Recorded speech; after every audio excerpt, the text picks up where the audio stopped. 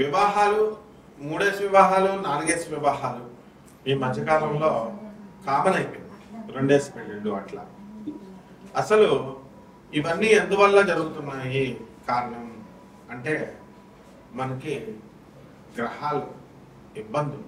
ఇవన్నీ ఎందుకు వస్తున్నాయంటే కొన్ని గ్రహాల కాంబినేషన్స్ వల్ల, కొన్ని దోషాల వల్ల. ఇప్పుడు కొన్ని దోషాలు అట్లనే మంగళ దోషాలు అని మనం తమిళనాడులో చెప్పుకుంటాం. ఈ దోషాల వల్ల మనకి ఎక్కువ వివాహాలు, పునర్వివాహాలు, విధవా వివాహాలు, రాహు మనకి అర్ధాష్టమ, అష్టమ, సప్తమ స్థానాల్లో ఉండడము, ఏ శుభగ్రహ వీక్షణ లేకపోవడం, ఇలా కొన్ని క్లాజెస్ ఉంటాయి. ఈ క్లాజెస్ వల్ల ఏమవుతుందంటే ఇతరుల మాటలు నమ్మి అమ్మాయిలు మోసపోవడం, లేకపోతే అబ్బాయిలైనా మోసపోవచ్చు. ఇది రాహు. రాహు ఎంతసేపు కూడా మోసగాడు అనమాట. కాబట్టి సప్తమ రాహువులో మనకి ఉన్నప్పుడు ఏమవుతుందంటే విధవా సంభోగం జరుగుతుంది అన్నారు. మరి ఇవన్నీ శాస్త్రాల్లో ఊరికే చెప్పారు అండి అని అంటే మనకి కాదు. శాస్త్రాల్లో చెప్పినటువంటివి ఎప్పుడు కూడా ఆధారాలు ఉంటాయి అన్నమాట. ఒక ప్రాక్టికల్గా ఒక పర్సన్ ఉన్నాడు, అతను నెల్లూరుకు చెందినటువంటి వాడు. ఏమండి సప్తమ రాహు ఉన్నాడు, నీకు విధవా సంభోగం జరుగుతుంది అని అంటే అతను మామూలుగా అనుకున్నాడు. ఏమీ లేదండి గురువు గారు అన్నాడు. 20 సంవత్సరాల క్రితం మాట. శాస్త్రం అబద్ధం చెప్పదంటే 2 రోజులు పోయిన తర్వాత అప్పుడు కరెక్టే గురుగారు, మా ఇంటికి ఒక పని మనిషి వచ్చింది, నేను పైన ఒక దీంట్లో ఉంటున్నాను, పైన గెస్ట్ రూమ్ లాగా అక్కడ వచ్చేదన్నమాట. అవుట్ హౌస్లో ఉంటున్నాను అని ఏదో చెప్పుకొచ్చాడు. పెంట్ హౌస్లో ఉంటున్నాను అని చెప్పుకొచ్చాడు. సో మరి శాస్త్రం తప్పు చెప్పలేదు కదా. అలాగే పాపం ఏదో వివాహం చేస్తారు. వివాహానికి చేసిన తర్వాత అత్యంత ఆడంబరంగా, అత్యంత ఖర్చుతో కూడుకొని పెళ్లి చేస్తారు. పెళ్లి చేసిన తర్వాత ఆ వివాహాలు నిలబడాలి కదా, వాడు మోసగాడైతే. ఈగో, అందరూ ఈ మధ్యకాలంలో ఏంటంటే వివాహాలు ఎందుకు చెడిపోయినాయి అంటే ఈగో వాళ్ళే చెడిపోయినాయి అంటున్నారు. ఈగో వాళ్ళు ఎప్పుడూ చెడిపోవాలి. మోసపూరిత లక్షణాల వల్ల చేరిపోతాయి. హిపోక్రటిజం మెయిన్గా హిపోక్రైట్స్ అయితేనే మనసులో ఒకటి పైకి ఒకటి ఉన్నటువంటి వాళ్ళ వల్ల చెడిపోతాయి. ఈ పాపం ఈ అమ్మాయి అబ్బాయి ప్రేమించుకునేటప్పుడు ఓపెన్ గా ఉన్నారా లేదా చూడాలి. సైలెంట్ గా నల్లులుగా ఉంటారు చాలా మంది, వేసేస్తారు దెబ్బ. సైలెంట్ కిల్లర్స్ అన్నమాట. ఎప్పుడు బడబడ మాట్లాడే వాళ్ళు ఉంటారు. వాళ్ళు పాపం వాళ్ళు ఏ దెబ్బ వేయరు, వాళ్ళు ప్రేమలు సక్సెస్ ఉంటాయి. కాబట్టి ఈ యొక్క మంగళ దోషాలు, ఈ యొక్క రాహు దోషాలు, మళ్ళీ కొత్తగా కాలసర్ప దోషాలు వచ్చినాయి. ఈ కాలసర్ప దోషాల గురించి కొన్ని 100 వీడియోస్ మనం వింటున్నాం. రాహుకేతువుల మధ్యన మొత్తం ఈ గ్రహాలన్నీ, శుభగ్రహాలన్నీ పడిపోవడంతో కాలసర్ప దోషం ఏర్పడుతుంది. దీనివల్ల అన్ని ఏరియాల్లో కూడా, అన్ని ఫీల్డ్స్లో కూడా మోసపోవడము, అలాగే వైవాహిక జీవితంలో భార్యాభర్తల మధ్య గొడవలు, విరోధాలు జరగడం, మధ్యలో మూడో వ్యక్తి దూరిపోవడము, అతను ఎవరో కానీ మళ్ళీ హస్బెండ్ ఫ్రెండో లేదా వైఫ్ ఫ్రెండో అయి ఉంటారు అనమాట. మరి వాళ్ళే ఎక్కడ దూరం వాళ్ళు ఎవరు రాని, వీళ్ళకి వెళ్ళి వీళ్ళ స్టోరీలు అన్నీ చెప్పుకుంటారు, వాడే లైన్ వేస్తాడు మొత్తానికి. ఈ విధంగా ఇవన్నీ కూడా మనం చూస్తూ ఉన్నాం. వినడానికి కొంచెం బెటర్గా ఉన్నా ఇవన్నీ బెటర్ ఎక్స్పీరియన్సెస్ అందరికీ కూడా.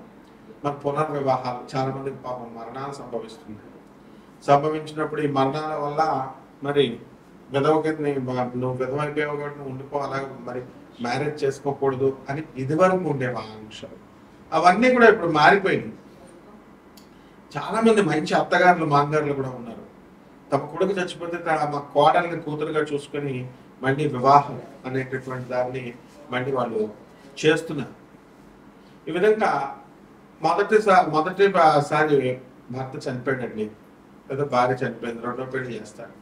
రెండో పెళ్లి చేసినప్పుడు మళ్ళీ చనిపోయాడు, లేకపోతే ఏదో డైవర్స్ వచ్చి విడిపోయారు. మూడో పెళ్లి చేయాలి.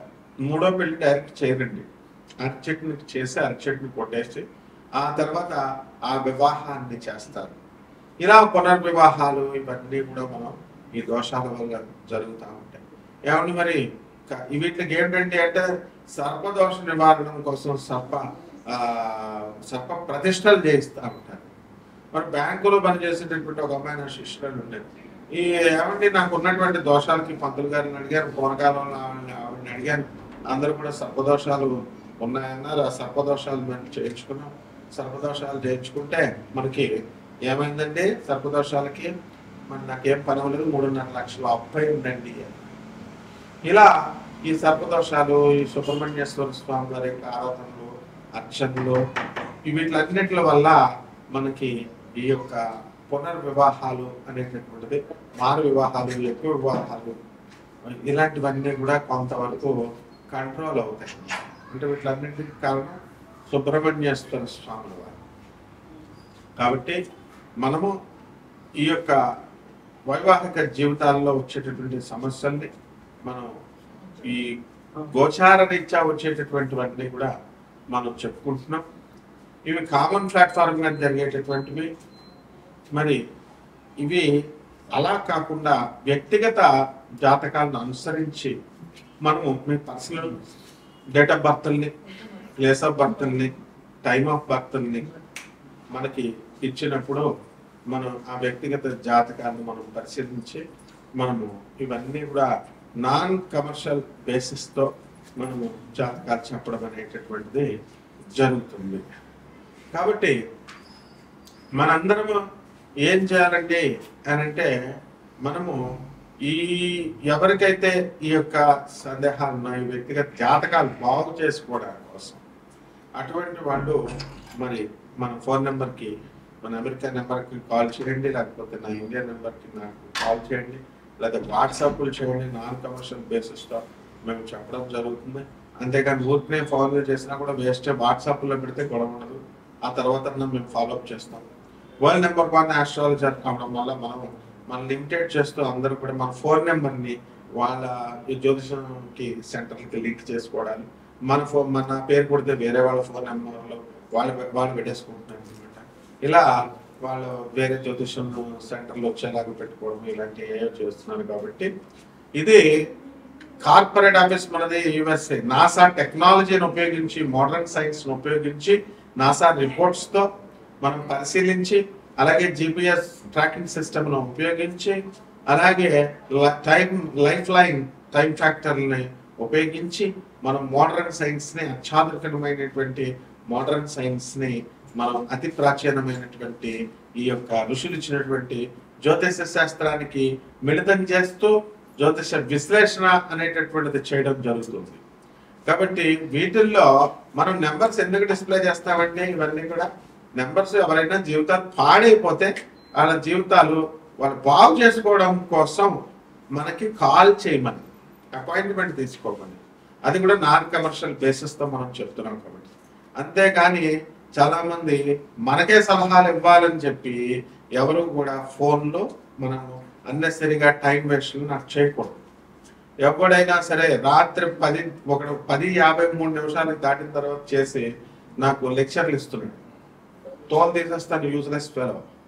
నువ్వేదో మిగతా 19 దగ్గర చెప్పినట్టుగా నాకు కనుక ఎవడైనా సరే కాల్ చేసి నాకు సలహాలు ఇవ్వాలని చెప్పినా, నాకు ఎవడైనా మీరు నాకు చెప్పేది ఏంట్రా, నేను ప్రొఫెసర్ని, అధర్వుల మీద పండితుడిని, చిన్నప్పటి నుంచి గురువుల దగ్గర పెరిగినటువంటి వాడిని, ఒక శాస్త్రాధ్యయనం చేసినటువంటి వాడిని.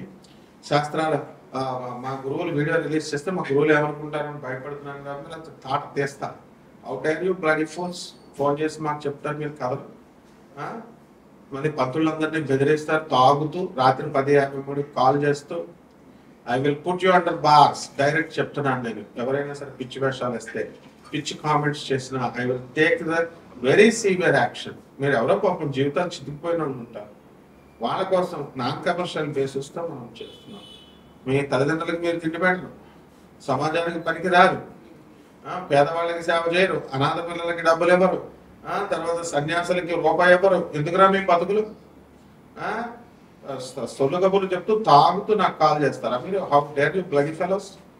కాబట్టి మిగతా 12 రాశుల వారికి కూడా వీటి ఎఫెక్ట్ ఎలా ఉంటుంది? ఈ కుజ దోషాలు, ఈ సర్పదోషాలు, ఈ పునర్వివాహాలు, ఈ యొక్క 3-4 వివాహాలు, అసలు పెళ్లిళ్ళు కాకపోవడాలు, కొంతమందికి అసలు పెళ్లి కాని ప్రసాదంలాగే మిగిలిపోతారు. ఇవన్నీ ఎందుకు? ఇవన్నీ కూడా చూద్దాం. నా బేబీ పోయింది, నా బేబీ పోయింది, నా బేబీ పోయిందని చాలా మంది బాధపడుతూ ఉంటారు. ఎమర్షన్స్. ఆడపిల్ల పెళ్ళిళ్ళు చేసుకున్న వాళ్ళు అత్తగారులు చేయించేస్తున్నారు. మగపిల్లలు పుట్టలేదని అత్తగారులు ఆడపిల్లలు పుట్టారని చేయించేస్తే తప్పు కదమ్మా. అసలు డాక్టర్లు ఒక పక్క గవర్నమెంట్ భయపెడుతున్నారే మిమ్మల్ని లోన్ వేసేస్తామని, లింగ లింగ నిర్ధారణ టెస్ట్ చేయకూడదని. కాబట్టి ఇవన్నీ ఇలాంటి ఏం చేస్తే మహాపాపాలు వస్తాయి. ఎలాగ ఈ 12 రాశుల వారికి విడివిడిగా ఏ రాశి వారికి ఎలా ఉందో మనం చెప్పుకుందాం. కన్యా రాశి. ఈ కన్యా రాశి వారికి అందరికీ కూడా మనకి నవంబర్ నెల 2025 సంవత్సరంలో చాలా అద్భుతంగా ఉందని మనం చెప్పొచ్చు. అలాగే పైన మనం చెప్పినటువంటి ఈ యొక్క కాల సర్పదోషాలు, మంగళ దోషాలు, ఇలాంటి దోషాలన్నింటికి కూడా మనము ఈ నెలలో అవన్నీ దాటుకొని మీరు ఏ విధమైనటువంటి పరిహారాలు చేయనవసరం లేదు. కేవలం గురు కృప వలన ఇవన్నీ కూడా తగ్గిపోతాయి అనేటటువంటి ఉద్దేశంతో మీరంతా కూడా ఈ యొక్క మనల్ని కన్సల్ట్ చేయడం అనేటటువంటి జరుగుతుంది. అయితే ఈ యొక్క రాశి వారికి అందరికీ కూడా గత నెల కంటే కూడా ఈ నెలలో ఆదాయాలు బాగా పెరగడము, తర్వాత భార్యాభర్తల మధ్య కొట్లాటలు మాత్రము అవి ఇంకా పూర్తిగా కావన్నమాట. భార్యల ఆస్తులు భర్తలు అమ్మేసుకున్నారని చెప్పి ఈ రకంగా అనేకమైనటువంటి అపనిందలు కూడా రావడానికి అవకాశాలు ఉన్నాయి. కాబట్టి ఈ కన్యా రాశి వారు చాలా బుద్ధిమంతులు, ప్లస్ ఈ యొక్క కాన్సన్ట్రేషన్ అనేటటువంటిది తక్కువగా ఉంటుంది అనమాట. కాబట్టి ఈ రాశి వారికి అందరికీ కూడా మనం ముందు అనుకున్నట్లుగా అన్ని పనులు కూడా పూర్తి కావడం అనేటటువంటి జరుగుతాయి. అయితే కాస్త లేటుగా మనం పనులు మొదలు పెట్టడము అనేటటువంటివి ఆలోచనలో వీళ్ళకి తెలిస్తే గుండె ఆగిపోతుంది అనమాట. కాబట్టి ఎవరైతే భార్యాభర్తల మధ్య కొట్లాటలు కొట్టుకుంటున్నారో అటువంటి వాళ్ళంతా కూడా మీ భార్యను మీ భర్తను క్షమించి మీరంతా కూడా ఏకత్రాక మీదకి వచ్చి మీరు చక్కగా ఈ సంసారాలను చేయడం ద్వారా పిల్లలు మీ యొక్క జీవితం కూడా బాగుంటుందని చెప్పి, అలాగే మంగళ దోషాల వల్ల ఈ యొక్క కాలసర్ప దోషాల వల్ల ఎఫెక్ట్లు ఈ యొక్క కన్యా రాశి వారికి అందరికీ కూడా ఉన్నాయి. మరి ఆ లాభంలో ఉన్నటువంటి గురుగ్రహ ప్రభావం వల్ల మనకి ఈ నవంబర్ నెల అంతా కూడా అక్టోబర్ 18 నుంచి డిసెంబర్ 5వ తేదీ వరకు గురుడు కర్కాటక రాశిలో ఉండడం జరుగుతుంది. ఆ సమయంలో ఈ యొక్క కన్యా రాశి వారికి అందరికీ కూడా ఆర్థికంగా మీరు ఎదగడము లేదా ఉద్యోగపరంగా మీరంతా కూడా వెళ్ళడము అనేటటువంటివి జరుగుతాయి. కాబట్టి పరిహారాల దగ్గరికి వచ్చేసరికి కన్యా రాశి వారికి సప్తమ స్థానంలో ఉన్నటువంటి శనిగ్రహ ప్రభావం వలన, శని సప్తమ స్థానంలో ఉంటే కలత్రపుత్రతో శత్రుత్వ కారణాయ నమః అన్నారు. కాబట్టి భార్యతోనూ భర్తలతోనూ అలాగే ఈ యొక్క పిల్లలతోనూ కూడా మీరంతా కూడా కాస్త జాగ్రత్తగా ఉండాల్సినటువంటి అవసరం ఎంతైనా ఉంది. ఈ విధంగా కనుకుంటే మేము ప్రమాణంగా శుభమస్తు.